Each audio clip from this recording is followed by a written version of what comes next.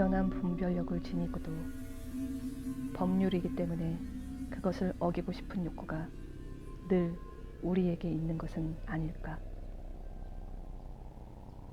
다시 말해 이 짓궂은 감정이 나를 파멸로 이끌었다. 죄도 없는 동물을 계속 학대해서 결국은 파멸로까지 이르게 한 것은 자신을 나무라며 자신의 본성을 학대하고 악업 때문에 악업을 낳는 헤아리기 어려운 영혼의 욕구였다. 어느 날 아침 나는 태연히 고양이의 목에 밧줄을 걸어 나뭇가지에 매달았다. 볼에 눈물이 흐르고 비통한 회한에 가슴 아파하며 나는 고양이의 목을 매단 것이다. 내가 가슴 아팠던 것은 그 고양이가 나를 사랑하고 있으며 나에게 분노를 일으키게 할 만한 일을 저지르지 않았으므로 이렇게 하는 것이 죄를 짓는 것임을 알기 때문이었으며 결국 내 불멸의 영혼을 만일 그런 게 있다면 신의 무한한 자비심으로도 구해낼 수 없는 깊은 구렁텅이 속에 빠뜨리게 되리라는 것도 알고 있기 때문이었다. 이 참혹한 짓을 한 날 밤 자러있던 나는 불이야 하는 소리에 눈을 떴다. 침대와 커튼이 불길에 휩싸이고 집안은 온통 불바다였다. 아내와 하면은 나는 가까스로 빠져나왔지만 집은 몽땅 타버렸다. 내 재산은 모조리 재가 되었으며 그 뒤로 나는 절망 속에서 헤어나지 못했다. 나는 이 재해와 나의 잔인한 행위 사이에 어떤 관계가 있다고 생각지는 않지만 일련의 사실을 있는 그대로 이야기하는 이 마당이 어느 한 가지 일이라도 소홀히 넘기고 싶지는 않다.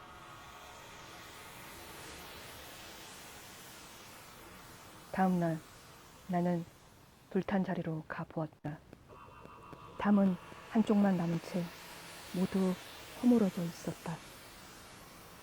그런데 내 침대 머리판에 놓여있던 칸막이 벽은 타지 않고 남아 있었다.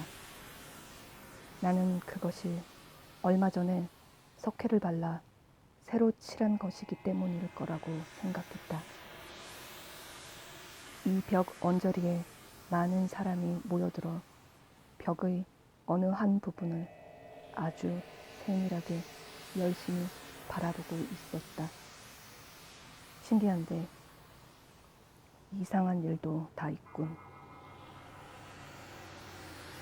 이른 소리에 이끌려 벽 가까이 가보니 흰 벽에 얕게 새긴 듯한 거대한 고양이의 모습이 나타나 있었다. 그것은 실로 놀라운 만큼 정확했으며 고양이 목에는 밧줄이 감겨져 있었다.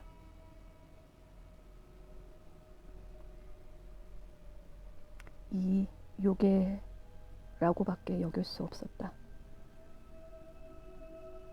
이 요괴를 힐끗 본 나의 놀라움과 공포는 끔찍했다. 그러나 가까스로 냉정을 되찾았다.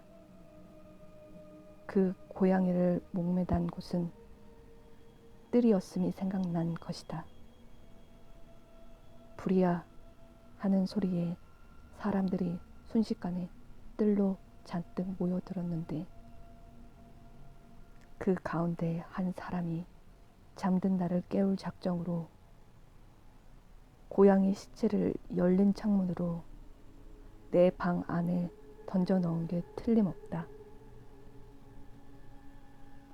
그런데 다른 쪽 벽들이 무너지는 바람에 고양이 시체는 새로 바른 벽으로 밀어붙여져 벽의 석회가 화형과 시체에서 뿜어져 나온 암모니아의 작용에 의해 이 같은 화상을 만들어내었을 것이다. 여기까지 생각이 미치자 양심이야 어떻든 나의 이성에는 납득할 만한 설명이 되었으나 아무튼 그 사실은 내게 강한 인상을 남겼다. 여러 달 동안 나는 고양이의 환영에서 벗어날 수가 없었다. 그러는 동안 내 마음에는 회환과는 달랐지만 회환 비슷한 모호한 기분이 싹트기 시작했다. 그 고양이를 잃어버린 것이 섭섭하게 여겨져 뻔질나게 드나들던 싸구려 술집 같은 데를 기웃거리며 대신 기를 마는 털빛이 비슷한 고양이는 없나 하고 찾아보게 되었다.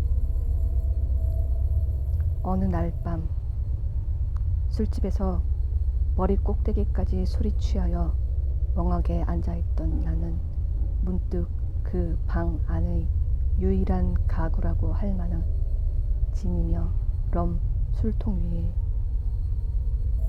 무언가 검은 게 웅크리고 있는 것을 깨달았다. 그 술통 위라면 아까부터 줄곧 바라보고 있었는데 이제야 비로소 검은 그것을 깨달은 게 참으로 이상했다. 나는 가까이 다가가 손을 대어 보았다. 검은 고양이였다. 바로 플루토와 비슷한 몸집을 한 녀석으로 한 군데만 빼놓고는 플루토와 똑같은 모습이었다. 플루토는 온몸이 새카맸으나 이 고양이는 가슴 언저리 부분 전체가 윤곽이 흐릿한 커다란 흰 얼룩정으로 덮여 있었다. 내가 손을 대자 고양이는 얼른 일어나 목을 쭉 빼고 내 손에 몸을 비비면서 아양을 떨었다. 이 녀석이야말로 내가 잡던 고양이였다. 나는 곧 가게 주인에게 그 고양이를 내게 달라고 말해 보았다. 그러나 가게 주인은 자기 것이 아니며 어디서 왔는지도 모르고 전혀 본 적도 없는 고양이라고 대답했다. 나는 잠시 고양이를 쓰다듬어 주다가 이윽고 집으로 돌아가려고 일어섰다. 그러자 고양이도 함께 따라가고 싶은 눈치를 보였다. 나는 따라오도록 내버려 두었다. 걸어가며 나는 이따금 허리를 굽혀 가볍게 고양이의 등을 토닥거려 주었다. 집에 오자 고양이는 곧 길들여졌고 아내도 마음에 들어했다. 그런데 어느 날 이 고양이에 대한 혐오가 내 마음 깊은 곳에서부터 싹 터오는 것을 느꼈다. 고양이가 분명 나를 따른다고 여기자 그것만으로도 성가시고 마음이 초조하여 견딜 수 없었다. 그리하여 혐오와 곤혹스러움이 점점 더해져서 마침내는 극도의 증오로 바뀌게 되었다. 나는 고양이를 피했다. 일종의 치욕감과 전에 저지른 잔혹한 행위의 기억 때문인지 고양이를 못살게 굴지는 않았다. 여러 주일 동안은 때리거나 거친 행동은 하지 않았다.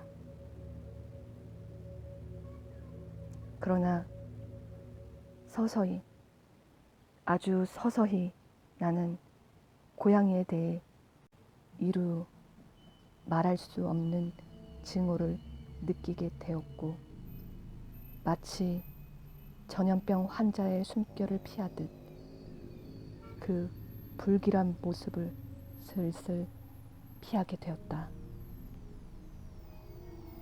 게다가 집으로 데려온 다음 날 아침, 그 고양이도 플루토처럼 한눈이 멀어 있음을 알게 된 것도 내 증오를 부추겼다. 그러나 한눈이 없다는 것 때문에 아내는 한층 더 측은히 여기는 것 같았다. 앞서도 이야기했듯이 이전에는 나는 뛰어난 성품이었으며 온갖 단순 소박한 기쁨의 근원이었던 이러한 인정스러움을 아내는 많이 지니고 있었다. 그러나 내가 미워하면 할수록 고양이는 나를 더욱 사랑하는 것 같았다.